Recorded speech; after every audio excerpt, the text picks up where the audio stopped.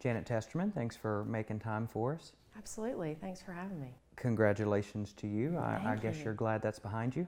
I am. I'm glad the campaign piece is over. Excited to get to work, and this is what you want to get to and move forward. So I'm excited. What would you say those key points are that you took away from the campaign? What things did you learn about Knoxville? I loved running for a citywide seat, for an at-large seat, because you really get to see every part of the city. You get to see people from every part of the city and really hear what their issues are, what's top of mind for them. And as I said throughout the entire campaign, the approaches, the issues that you're dealing with aren't cookie cutter, because every part of the city has different needs. They have different goals and hopes. And so that was really exciting to hear what people's vision are for the city.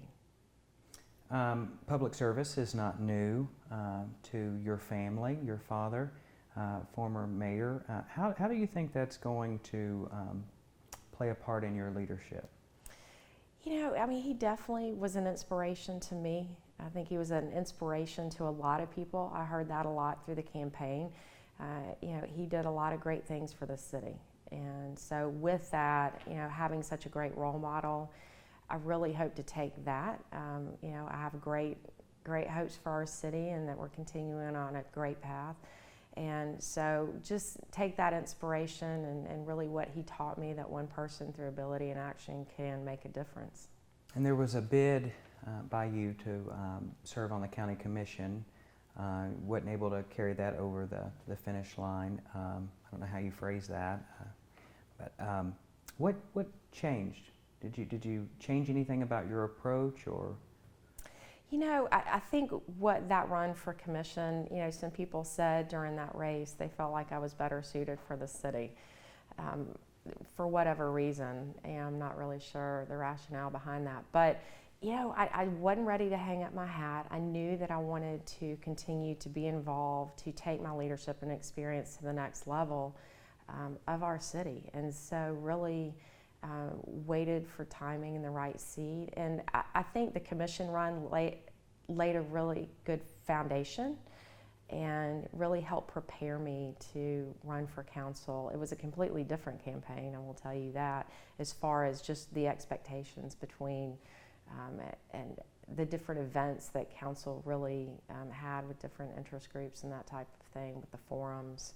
There was a lot more to it. So. A lot more doors to knock on, I imagine. Yeah, a lot more doors. And I go back to running citywide at large versus a district race is really, to me, that was exciting, and that's the seat that I really waited for and excited about. And now we're over the finish line, so obviously it is, you learned some valuable things there on the trail. All right, so your work with the Young Williams Animal Center, does that give you a special perspective on City Council? In terms of? Just being at the helm of a major, it's a city, county resource, Sure. Really. Does that give you special perspective? I think we are the municipal shelter for the city and the county. We provide a tremendous service for this community. And so I've had a lot of experience working with both administrations to really set the goals to raise the level of animal welfare across our community. So, again, it's trying to heighten, to educate people, both within our governments, but also the community at large with the service that Young Williams provides. So I've developed some great relationships, and I think those relationships I will take into this position on City Council. Well, I imagine you're also, being at the helm of the organization, I imagine you are accustomed to making a dollar stretch and minding budgets and things like that. Sure. Yeah, we're a $5 million budget. We're a pretty large nonprofit organization for our community, and so, we really, as is said, we exist because there's a need in this community, and we're fulfilling that need. And so, we wouldn't be where we are without the support of the community, but also people realizing, exactly what we do provide. I think people know who we are. We have great branding, but I still think we're trying to get the word out on the different services that we provide. All right, day one or week one, what are some of those first on your priority list, some of those issues? You know, I've had some really great meetings with business leaders, community leaders throughout, and I think for me, both continuing to listen to people throughout the community, and also, you know, I've experienced the current council has really worked well together. And so I am optimistic that with 4 new council members coming in, that we can continue to do that.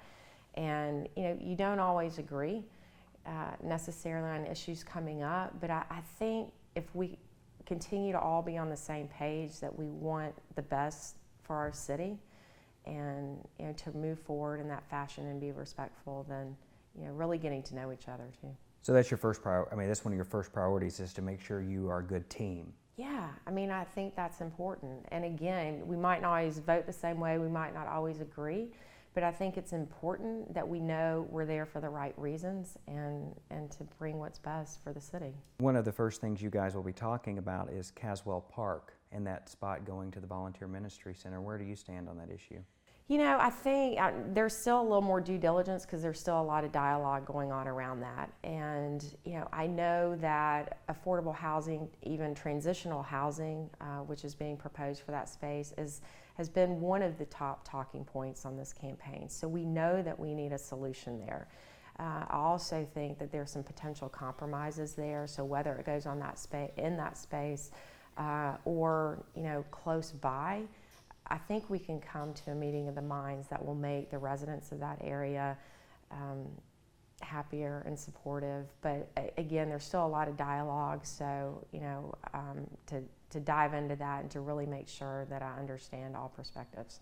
So on the issue of body cameras, something we hear talked about a lot in the city, do you support the idea of testing them or implementing them citywide? Absolutely. Which one, testing or implementing? I'm sorry, I asked you 2 questions. I think implementing them. I mean, if they want to test, but you know, we've got them on the county side. I'm fine with implementing them. All the officers that I've talked to throughout KPD are perfectly fine and supportive of having body cameras. So, you know, I think it's a great tool.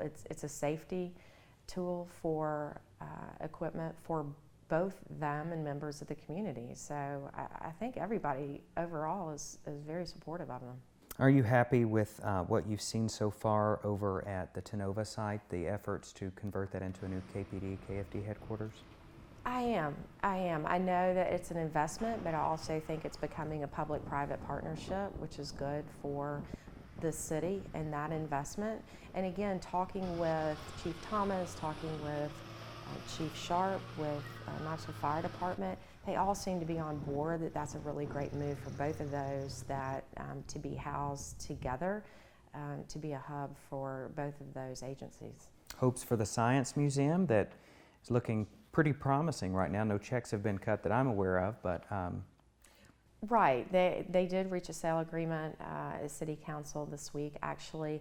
I think that's a great, the fact that KPD has outgrown that space in the safety building, and I think it's a really great gift to this community. It's been well thought out. It's been a 2-year process with a number of public meetings. I know the renderings were just revealed. There are multiples. I think it will be a culmination of, from what I understand, of the different design elements. But I think it's great. I think it's a terrific learning opportunity for the children of our community and outside of that. So. All right, we've got about 15 seconds for this question. It's a big one. The idea of bringing the Smokies back to Knoxville and having a stadium downtown. What do you think? Yeah, I'm supportive of that too. I think it's going, again, to have to be a public-private partnership as far as the funding is concerned, but I certainly support it.